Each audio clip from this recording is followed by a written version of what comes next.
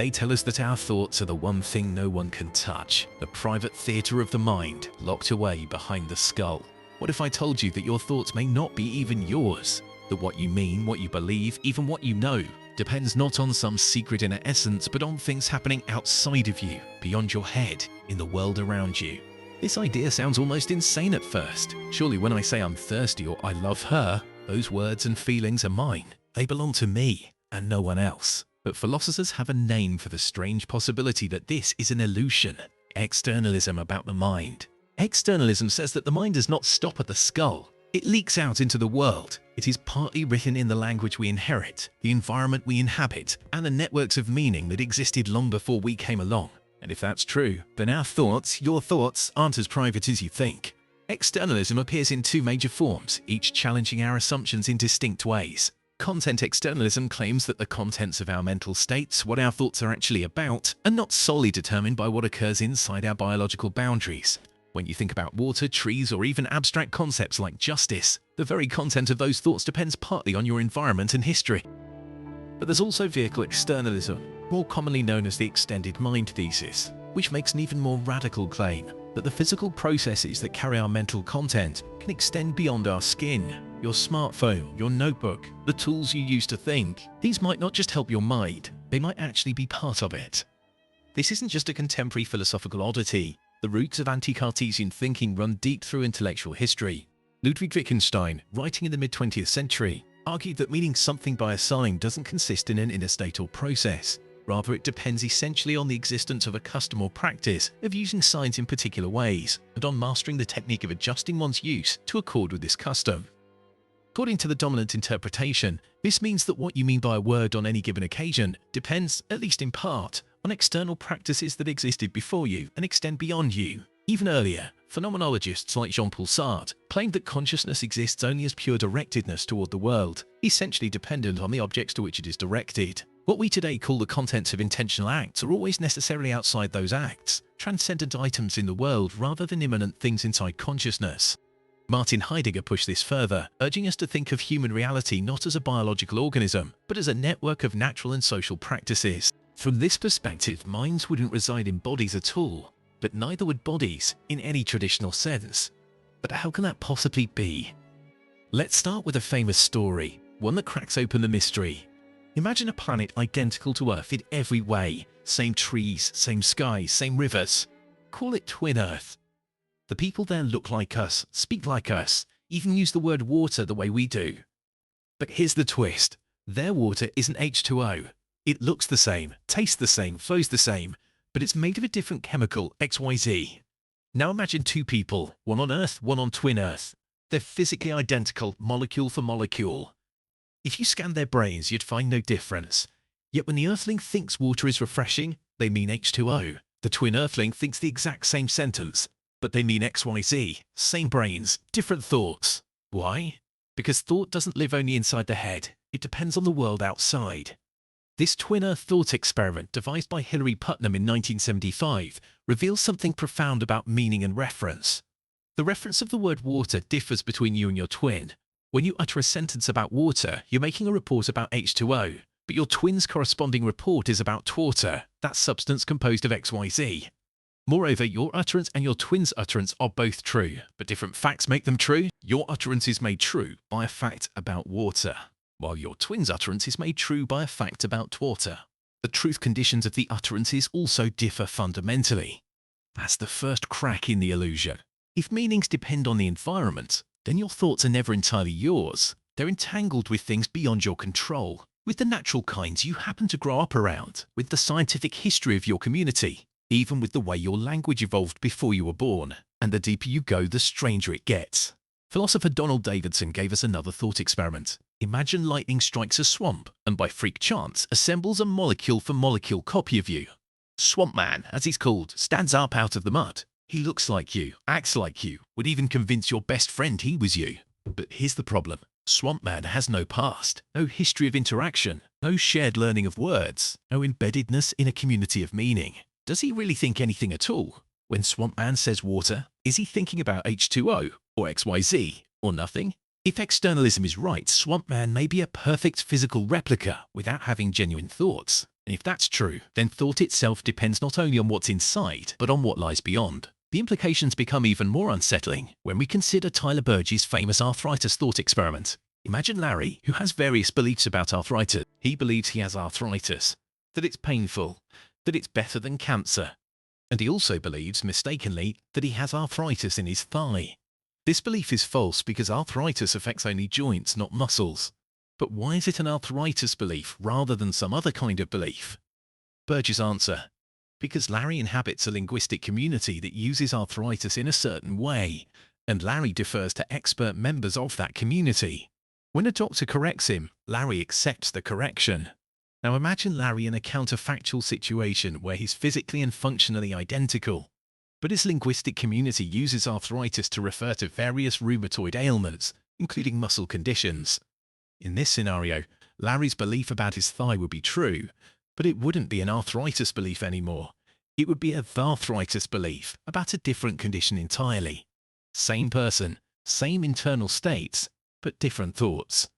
The only difference lies in the linguistic practices of his surrounding community. Now you might want to push back. Surely you think, I know what I'm thinking, even if the philosophers don't. But externalism throws even this into question.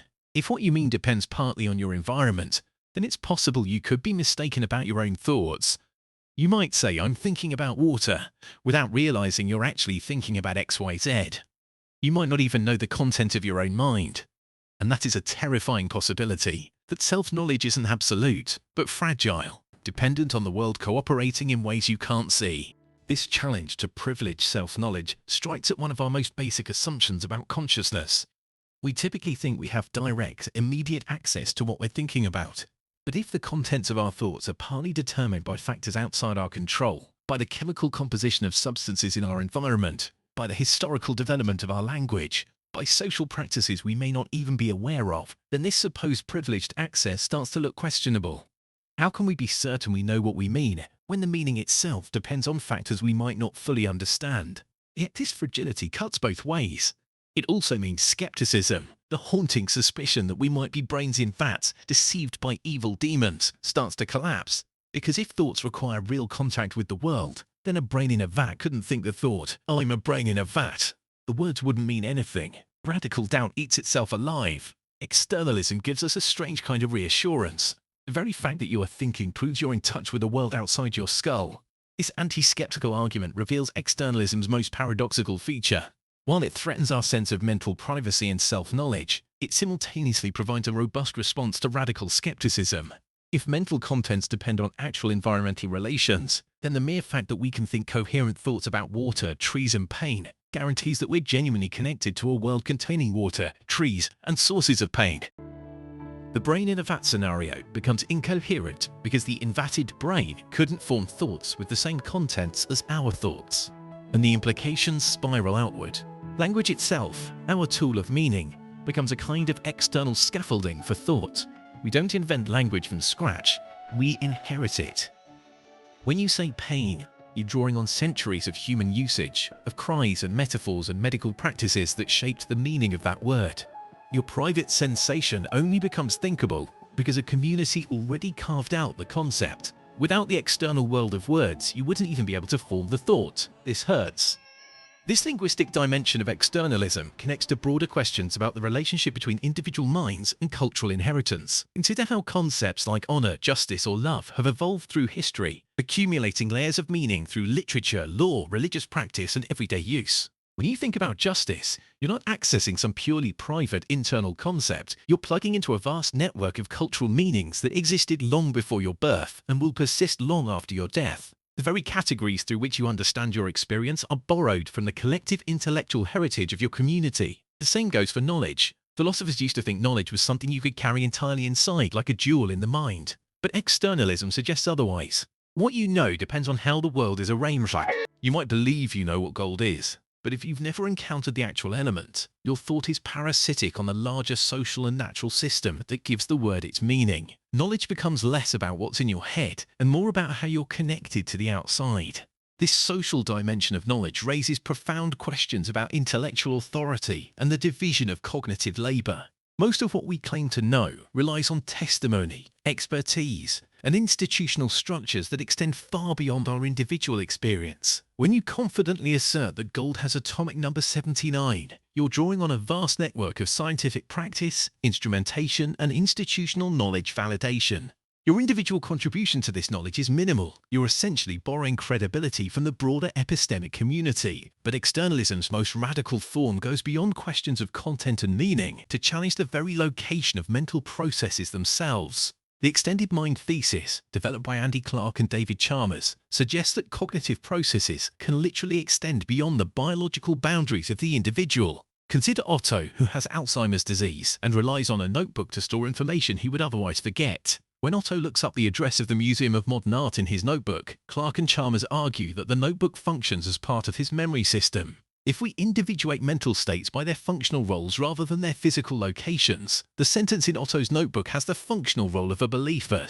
This state-oriented version of extended mind faces serious objections. Critics worry about cognitive bloat. If Otto's notebook counts as part of his mind, why not encyclopedias or the internet? There's also the coupling constitution objection. Perhaps external tools are merely coupled with our cognitive processes rather than constituting part of them. The distinction matters because coupling is a causal relation, while constitution involves something stronger, genuine identity or composition. A more promising approach focuses on cognitive processes rather than mental states. Instead of identifying beliefs with external structures, we might think of cognition as involving processes that can extend beyond the skin. When Otto manipulates his notebook, flipping through pages, scanning entries, this manipulation forms part of his cognitive process of remembering the museum's location. The process includes both internal neural activity and external manipulative activity. This process-oriented approach may avoid some of the objections facing state-oriented extended mind, since processes are naturally understood as potentially extended in space and time. The theoretical motivation for extended mind comes from both functionalist and phenomenological traditions.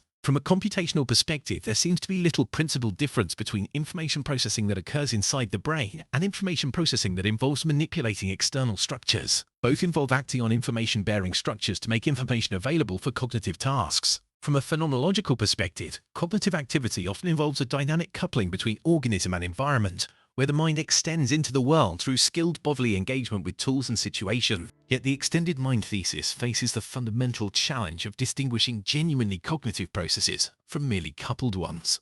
What makes something part of the mind, rather than simply an aid to the mind?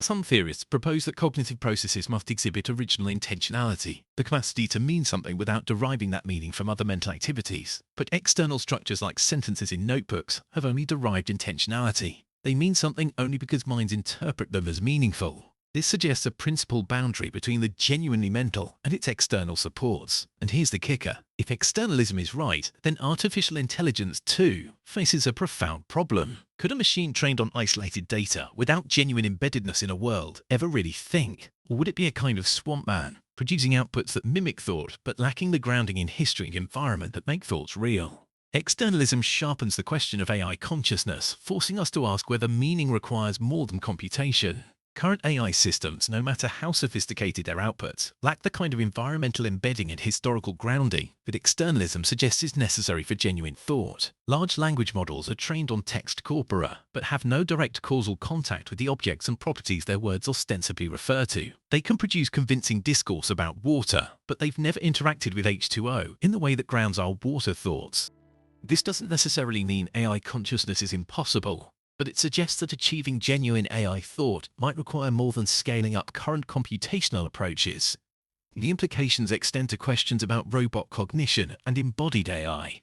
If externalism is correct, truly intelligent artificial agents might need to be physically embedded in and causally coupled with real environments over extended periods. The path to AI consciousness might run through robotics and environmental interaction rather than pure computational power. This connects externalism to broader research programs in embodied cognition, ecological psychology, and inactive approaches to mind. Externalism also raises profound questions about personal identity and moral responsibility. If our thoughts depend partly on environmental factors beyond our control, what does this mean for concepts of personal agency and individual accountability? When you hold a belief or make a decision, how much of that mental activity is genuinely yours versus borrowed from your linguistic community, cultural inheritance, and environmental situation? This doesn't necessarily undermine moral responsibility, but it complicates traditional pictures of individual autonomy and self-determination. The social dimensions of externalism connect to feminist epistemology and social theories of knowledge. If individual cognition is deeply dependent on community practices and cultural resources, then questions about whose knowledge counts, which communities have epistemic authority, and how knowledge is distributed across social groups become central to understanding the nature of mind itself. Externalism suggests that cognitive diversity and epistemic justice aren't just political concerns, but are fundamental to the nature of human thinking. Furthermore, externalism challenges traditional approaches to mental illness and therapy. If mental states are partly constituted by environmental and social factors, then therapeutic interventions might need to address not just individual psychology, but also social relationships, cultural contexts, and environmental conditions. The boundaries between individual therapy, social work, and community intervention become less clear when the mind itself is understood as extending beyond individual boundaries. The relationship between externalism and physicalism, the view that everything is ultimately physical, remains complex and contested. Traditional physicalism holds that mental properties supervene on the intrinsic physical properties of individuals, but externalism suggests that mental properties depend on relational physical properties that extend beyond individual boundaries. This doesn't necessarily conflict with physicalism, but it requires a more expansive understanding of the physical base on which mental properties depend. Recent developments in social media, virtual reality, and human-computer interaction provide new test cases for externalist theories. When you rely on GPS for navigation, use Google to answer questions, or think through problems by posting on social media, are these simply tools that aid your cognition, or do they become part of your extended cognitive system? The increasingly intimate integration of human minds with digital technologies makes these questions practically urgent, not just theoretically interesting. So we return to the hook. Your thoughts aren't yours, they are the world's, they are your communities. They are stitched together by forces invisible to you, by the chemical structure of the stuff you drink, by the historical usage of the words you speak, by the cultural systems that shape what counts as knowledge. You may feel like a sovereign mind, a thinker in isolation, but the truth is, you are porous, you are entangled. To think at all is to borrow from the outside. This porousness extends to the very possibility of rational discourse and shared understanding. When we engage in philosophical conversation, scientific inquiry, or even casual discussion, we're relying on shared concepts, inherited logical patterns, and collaborative meaning-making practices that no individual could create alone. The miracle isn't that minds are private and self-contained, but that they're sufficiently open and interconnected to enable communication and collective reasoning. The political implications are significant.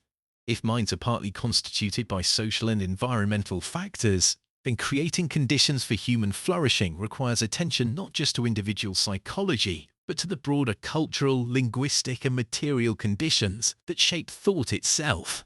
Education, urban planning, environmental policy, and social justice work become forms of cognitive intervention, shaping the extended mind systems through which individuals think and know. And perhaps that is the deepest paradox of externalism. It takes away our fantasy of the mind as a private fortress and replaces it with something both unsettling and liberating. You are not alone in your thoughts, because you could never have them without the world. The dissolution of the boundary between self and world that externalism suggests is not a loss but a recognition of a deeper truth about the nature of minds like ours. We are thinking beings precisely because we are social, environmental, and historical beings. Our capacity for thought emerges from and depends upon our embeddedness in a world that extends far beyond the boundaries of our skin. This recognition calls for a fundamental reorientation in how we understand human cognition, artificial intelligence, mental health, education, and social policy. If externalism is correct, then fostering human cognitive flourishing requires attending not just to what happens inside individual minds, but to the broader systems of meaning, practice, and environmental support that make individual thinking possible.